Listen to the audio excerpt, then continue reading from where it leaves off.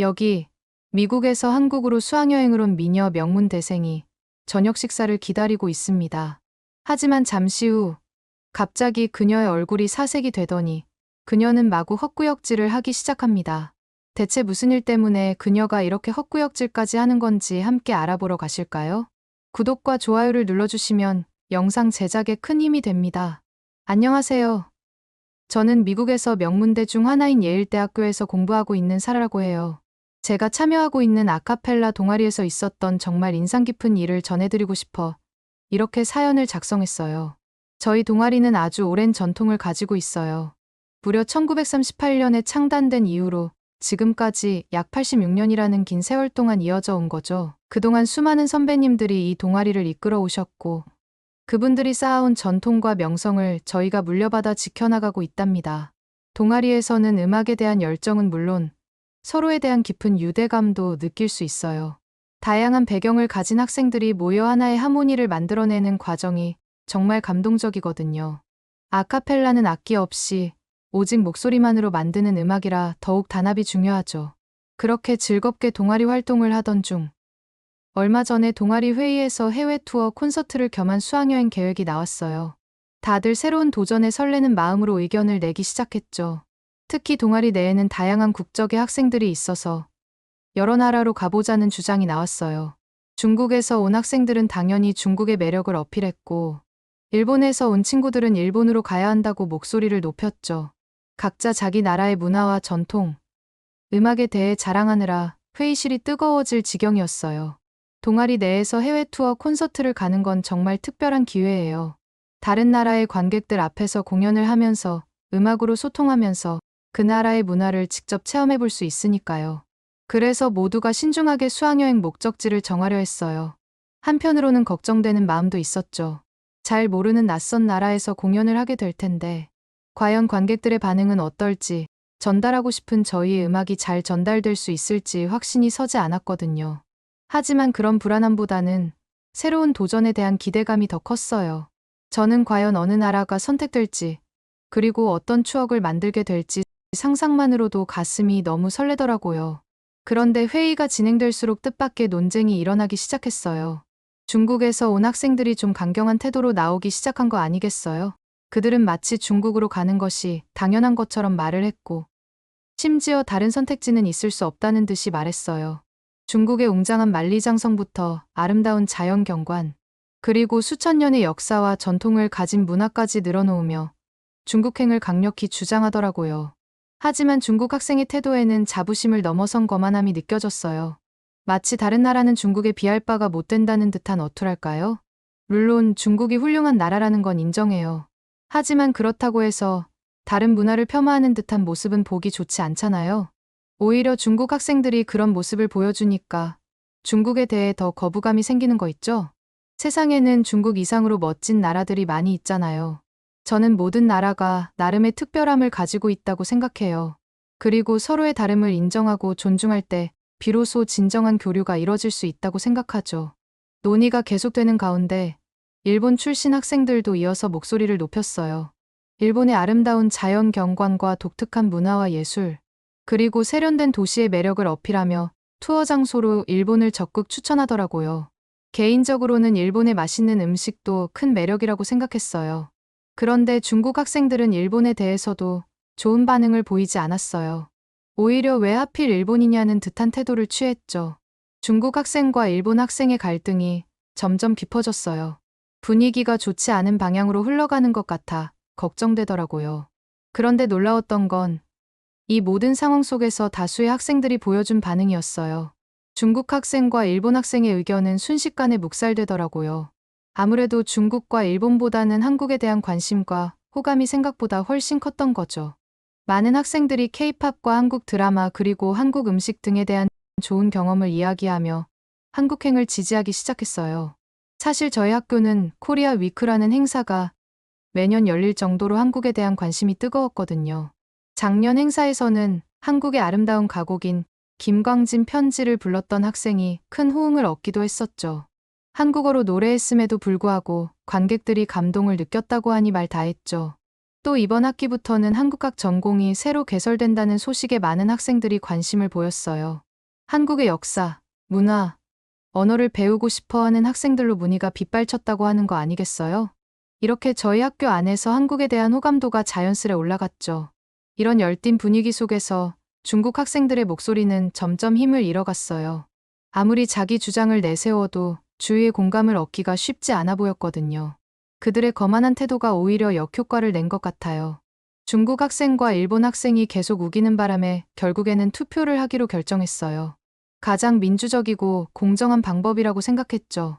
예상대로 압도적 표 차이로 한국행이 확정되었어요. 중국 학생들의 항의가 있었지만 이미 결정된 사항을 되돌리긴 힘들었겠죠. 개인적으로는 한국에 가게 되어 얼마나 기분이 좋았는지 몰라요. 평소에도 한국 문화에 관심이 많았는데 마침내 직접 경험해 볼 수 있게 된 거잖아요. 게다가 한국 음악은 지금 전 세계에서 유명한데 드디어 현지 공연 문화를 느낄 수 있겠구나 하고 기대가 되었죠. 한국행이 결정되고 저는 더욱 들뜬 마음으로 준비를 했답니다. 마침 그때 하버드 대학교에 다니는 절친한 친구에게 연락이 왔어요. 제가 한국으로 수학여행을 간다는 소식을 전하자 그 친구가 너무 잘 됐다고 하더라고요.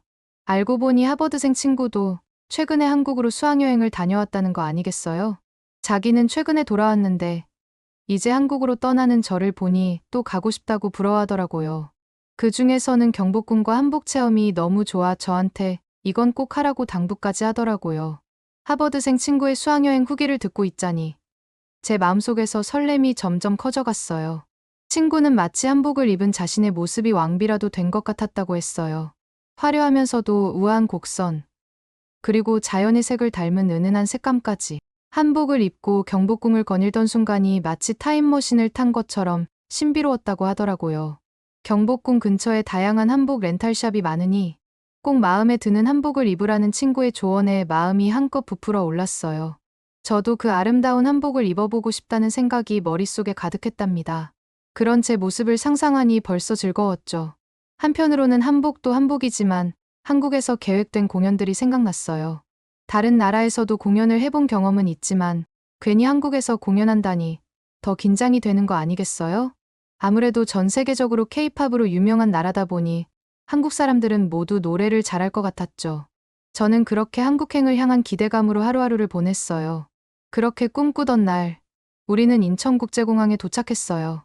인천국제공항에 도착한 순간 정말 놀라고 말았어요. 제가 상상했던 것보다 훨씬 크고 웅장한 규모의 공항이었거든요. 특히 실내 조경이 인상적이었어요.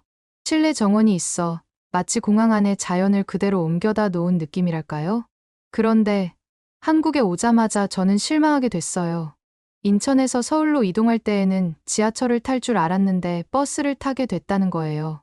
한국의 대중교통이 얼마나 발달했는지 익히 들어 알고 있었기에 지하철을 타보는 것을 기대했던 터라 아쉬운 마음이 좀 들더라고요. 하지만 그 생각도 잠시, 저는 한국 버스가 오자마자 놀랄 수밖에 없었습니다. 굉장히 버스가 크고 신식 버스라서 그런지 우주선같이 생겼더라고요. 그 모습을 보자마자 지하철에 대한 생각은 바로 잊을 수 있었죠. 버스에 올라 창밖 풍경을 보니 눈앞에 펼쳐진 서울의 모습에 절로 감탄사가 나왔어요. 버스는 한강을 건너서 도심을 관통했는데 양옆으로 높이 솟은 건물들과 한강의 조화가 너무나 인상적이었어요. 그리고 서울 한복판에 이렇게 큰 강이 있을 수 있다는 점이 너무 놀랍더라고요. 친구들과 나란히 앉아 창밖 구경에 한참 빠져 있는데 생각보다 훨씬 빠르게 숙소에 도착한 거 아니겠어요? 버스의 안정감 때문에 빨리 달리고 있는 줄 몰랐었거든요. 한국 버스는 겉으로도 멋있을 뿐 아니라 승차감도 엄청 좋구나 생각을 했죠. 오죽하면 계속 버스를 타고 다녔으면 좋겠다고 생각할 정도였다니까요. 숙소에 도착 후 가방을 풀자마자 경복궁으로 향했어요. 그 하버드생 친구가 입이 닳도록 하라고 했던 한복 체험을 해보기 위해서였죠. 경복궁에 들어서는 순간 저는 말문이 턱 막혔어요. 웅장하고 기품 있는 건축물들과 그 안에 어우러진 자연의 모습까지 멋있다라는 말로 다 표현할 수 없을 정도였죠. 우리는 경복궁 주변에 있는 한복 대여점으로 갔어요. 저는 평소 좋아하던 분홍색 치마에 흰색 저고리를 골랐죠. 막상 한복을 입어보니 그 아름다움에 감탄하지 않을 수 없었어요. 곡선을 살린 치마 라인부터 정교한 자수, 그리고 은은하게 비치는 비단결까지 세심한 디테일 하나하나에 장인 정신이 느껴졌달까요? 그런데 정작 놀라웠던 건 입었을 때의 느낌이었어요. 겹겹이 덧대서 입어야 돼서 불편할 줄 알았는데 생각보다 너무 편하고 가벼웠거든요. 게다가 걸을 때마다 치마가 하늘하늘 날리는 모습에 공주가 된 것 같아 괜히 기분이 좋아지더라고요. 한국의 전통 의상을 입었을 뿐인데 이 옷만으로도 저를 대접해주는 느낌이 들었죠. 그런데 그때 옆에 있던 중국 학생들의 수군거림이 들려왔어요. 한복이라는 게 결국 우리 한풀을 베낀 거잖아. 맞아. 원조는 중국인데 한국이 그냥 따라한 거지. 순간 불쾌한 마음이 들더라고요. 자기네 문화가 우월하다는 듯한 그 태도가 너무 거슬렸거든요. 한마디를 하려던 찰나 옆에 있던 수진이가 중국인들한테 증거 있냐면서 제발 좀 말도 안 되는 헛소리를 할 거면 증거라도 들고 와서 말하라고 비웃으면서 말하니 옆에 있던 중국 학생들은 슬그머니 저만치 멀리 가버리더라고요. 사이다를 마신 듯하게 뻥 뚫린 느낌이 들었죠. 저도 모르게 수진이를 보면서 엄지를 척 내보이며 웃었답니다. 궁궐을 거닐며 친구들과 사진도 찍고 곳곳에 담긴 한국 전통의 멋을 느꼈어요. 아름다운 한복을 입은 저와 고즈넉한 경복궁의 조화는 정말 찰떡이었달까요? 생각한 것보다 훨씬 한복이 잘 어울리는 제 모습을 보니 경복궁에 오길 잘했다는 생각이 들더라고요. 그 다음 일정은 난타 공연을 보는 것이었어요. 경복궁만큼 기대한 것이 난타 공연이었거든요.